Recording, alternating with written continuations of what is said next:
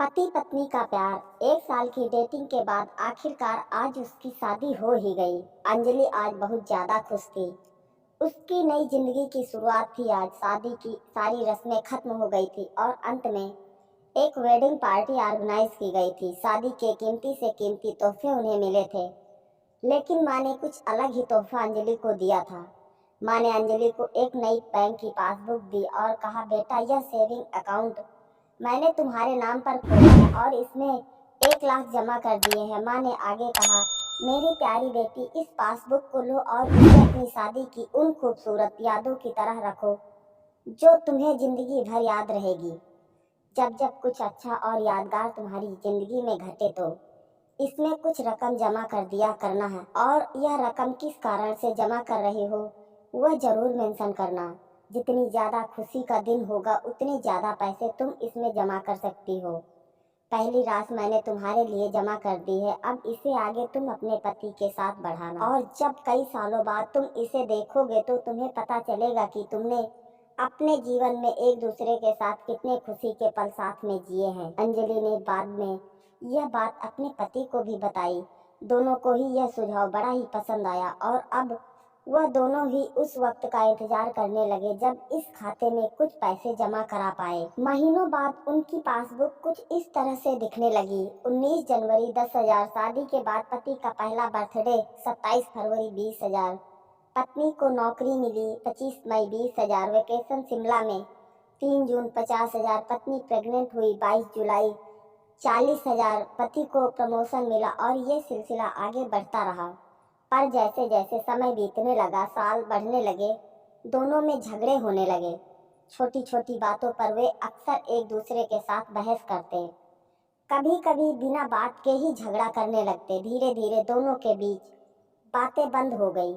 वह दोनों ही अब अपनी शादी के फैसले पर पछताने लगे। दोनों को ही ऐसा लगने लगा कि उन्होंने दुनिया के सबसे घटिया इंसान से शादी की है।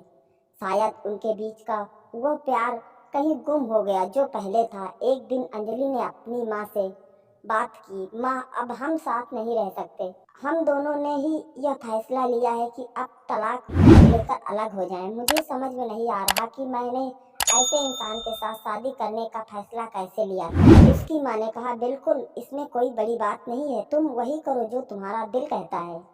अगर तुम दोनों ही साथ नहीं रहना चाहते तो अलग होने में ही भलाई है, लेकिन उससे पहले एक काम करो। तुम्हें वह पासबुक याद है जो मैंने तुम्हें तुम्हारी शादी के दिन दी थी?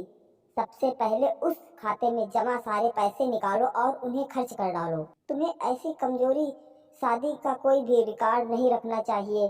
अंजलि अपने माँ की बात से सहमत थी, इसीलिए वह वहाँ से सीधे बैंक चली गई और बैंक में लाइन में लग गई ताकि उसे अकाउंट को बंद करवा सके। जब वह लाइन में खड़े होकर इंतजार कर रही थी, तब उसने एक नज़र उस पासबुक के अंदर लिखे रिकॉर्ड पर डाली। उसने पढ़ा और पढ़ती गई। वो सारी खुशियाँ, आनंद के पल जो उसने अपने पति के साथ जिए थे, सब उसकी आंखों के सामने आ गए और उसकी आंखों में आंसू आ गए। वह तुरंत वहां से निकलकर अपने घर पहुंची। अंजलि ने घर पहुंचकर सबसे पहले वह पासबुक अपने पति के हाथों में रखी और बोली कि तलाक लेने से पहले इस खाते में जमा सारे पैसे खर्च कर दो और इस खाते को बंद कर दो। अगले दिन पति बैंक गया और खाता बंद कराने के लिए लाइन में लग गया। जब वह लाइन में अपना नंबर आने का इंतजार कर रहा था, उसने एक नज़र उस पासबुक पर डाली। उसने पासबुक के अंदर लिखे रिकॉर्ड को पढ़ा और पढ़ते ही गया।